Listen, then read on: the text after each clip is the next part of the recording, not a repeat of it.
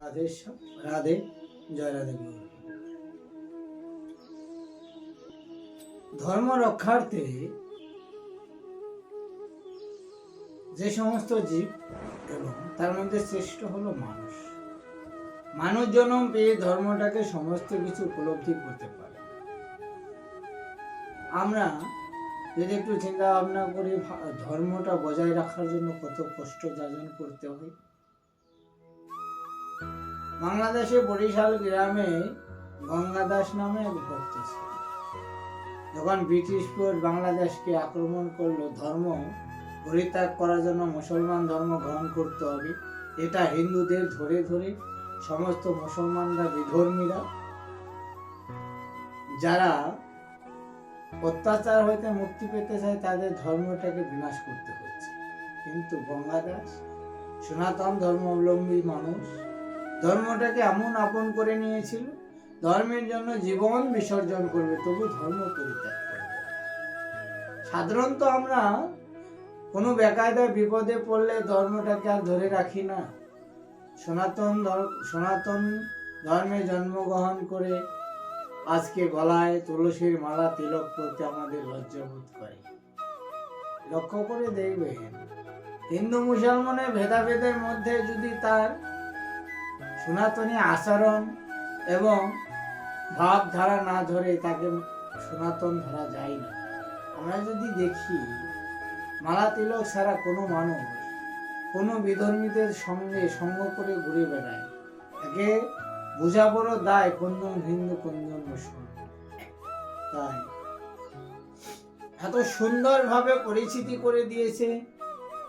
সত্যটাকে বজায় রাখার জন্য কণ্ঠে তুলসী মালা ধারণ করলে, যদি কোথাও কেউ কোনোভাবে প্রাণ ত্যাগ করে, যদি কণ্ঠে তুলসী মালা থাকে, ললাটে তিলক থাকে, তাহলে ধরে নেবে বিধর্মীরা, অন্য অন্য জাতি সব লোকে বুঝবে এটা হিন্দু ধর্মের।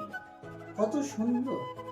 আজকে গঙ্গাদাস সেই ধর্মটাকে ধরে রাখার জন্য নিজের স্ত্রীকে বলছে আত্মরক্ষা নেই। বিধর্মীরা যেভাবে অত্যাচার শুরু করছে, আমাদের ধর্ম বিনাশ ঘটাবে। ধর্মটাকে বজায় রাখতে হলে প্রাণ ত্যাগ করতে হবে, না অন্যথা উপায় নেই। গঙ্গাদাস তার স্ত্রীকে নিয়ে গঙ্গায় ধারে এসে দাঁড়ালে, ধর্ম রক্ষার্থে দুজনে ভাবনা নিলেন, এই গঙ্গায় ঝাঁপ দিয়ে আত্মহত্যা করে ধর্মটাকে বজায় রাখবো, তো বিধর্মীর হাতে আমাকে তুলে দেব। আজকে গঙ্গাদাস তার স্ত্রীর হাত ধরে গঙ্গার পাড়ে দাঁড়িয়ে যখন গঙ্গায় ঝাঁপ দেবে, ইতিমধ্যে আমার গৌর সুন্দর বালক বেশে তরি নিয়ে সেই গঙ্গার ধারে গিয়ে দাঁড়িয়েছে। তাকিয়ে দেখলো একটা তরি আছে দাঁড়িয়ে। আমার গৌর সুন্দর গঙ্গাদাসকে বলছে, গঙ্গাদাস এসো, তোমাকে আমি উপহার পার করে দিই, যেখানে বিধর্মীদের অত্যাচার নেই, তোমার ধর্মটাকে তুমি ধরে রাখতে পারবে। গঙ্গাদাস তার স্ত্রীকে নিয়ে পার হতে পার এলো। আমার গৌর সুন্দর তাদের পার করে দিল। ধর্মকে যারা আঁকড়িয়ে ধরেছে, যত বিপদেই পড়ুক না কেন, আমার গোবিন্দ বলেছে আমি তোর সঙ্গে আছি। এত এত দয়াল যে কৃপা করে যদি কেউ নিজেকে গোবিন্দের চরণে অর্পণ করে দিতে পারে, ধর্মকে একনিষ্ঠ করে বেঁচে থাকতে পারে, তার জন্য গোবিন্দ সব সময় আছে। আজকে গঙ্গাদাসকে পার করে দিয়ে আমার গৌর হরি লুকিয়ে বলল। গঙ্গাদাস ইপার নেমে পিছন ফিরে তাকিয়ে দেখলো, যে মানুষটি আমাকে পার করে দিল সে পয়সাও নিল না, তরিটাও নেই, কোথায় চলে গেল। গঙ্গাদাস ভাবতে ভাবতে এদেশে এসে ভজনায় শুরু করলেন। নাম, প্রেম এবং ভক্ত সেবার সমস্ত কর্মই তিনি করেন এই ধর্ম রক্ষার্থে।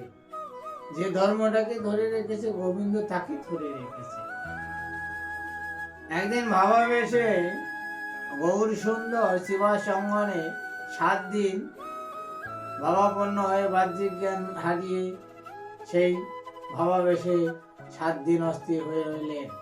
ওর মধ্যে যে যেমন ভাবে যাকে চাইছে তেমন ভাবে তাকে দান করছে। সবাইকে ডেকে ডেকে বলছে, তোমরা কে কি নেবে এসো, আমি আজকে তোমাদের অবাধে দান করে দেব।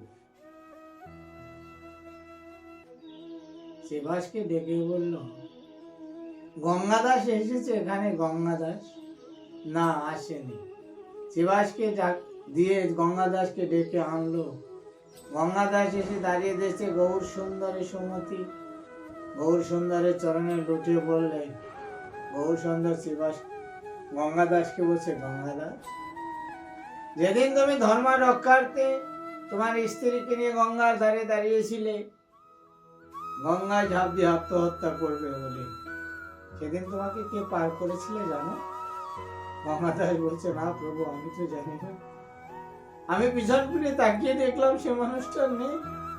গঙ্গাদাসকে বলছে, আর কেউ না, আমিই ছিলাম। গঙ্গাদাস নয়ন জলে ভেসে যাচ্ছে।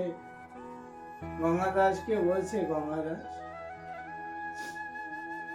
সেদিন তো তুমি না চাইতে আমি দিয়েছিলাম, আজকে আমি তোমাকে দিচ্ছি, তুমি চেয়ে নাও।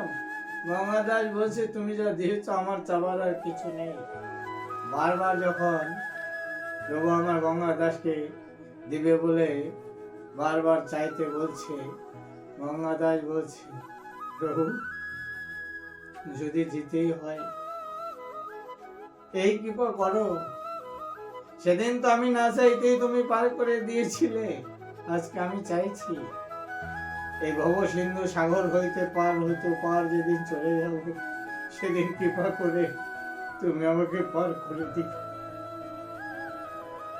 চাওয়াটা কত সুন্দর। গোবিন্দ কৃপা করলো কেন? গোবিন্দই তো কথা দিয়েছে, তুমি চেয়ে নাও, আমি তোমাকে দেব। আমরা সংসার মাঝে চাইছি শুধু আমার, কিন্তু এ পৃথিবী থেকে যে চলে যেতে হবে, সেদিন যাওয়ার সময় এই আত্মীয় স্বজন পরিজন কেউ সঙ্গে যাবে না। যে সঙ্গে থাকবে একমাত্র আমার অনাদিরাদি গোবিন্দ, যে তাকে স্মরণ করি না। সকাল সন্ধ্যা তাকে স্মরণ করতে হয়, প্রভুর কাছে আত্মনিবেদন জানাতে হয়। শেষে তুমি পার করে দিও হে গোবিন্দ।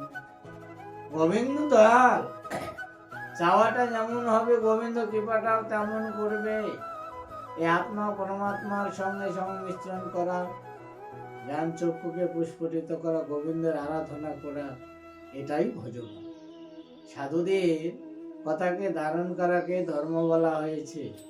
এই যে ভক্তদের দৃষ্টান্ত দিয়ে জীব শিক্ষা দিলেন, আমার মতো অধমকে বোঝালেন সংসারে থেকে কোনো লাভ নেই, বিষয় বাসনায় জর্জরিত থেকে আমার গোবিন্দকে ভুলে যাওয়া এবং গোবিন্দের প্রতি ভালোবাসা কমে যাওয়া, এতে কত দুঃখের, এত কষ্টের। যেদিন সর্বস্ব হারিয়ে নিঃস্ব হয়ে রাস্তায় দাঁড়াবে, সেদিন মনে পড়বে যে মানুষটা সবচেয়ে আপন, সে মানুষটাকে সময় থাকতে চিনলাম না। তাই ভক্তদের কাছে বিনীত অনুরোধ, আমার অনাদিরাদি গোবিন্দকে সর্বকারণে কারণ তাকে স্মরণ রেখো, শেষের দিনে তিনিই পার করে দেবেন।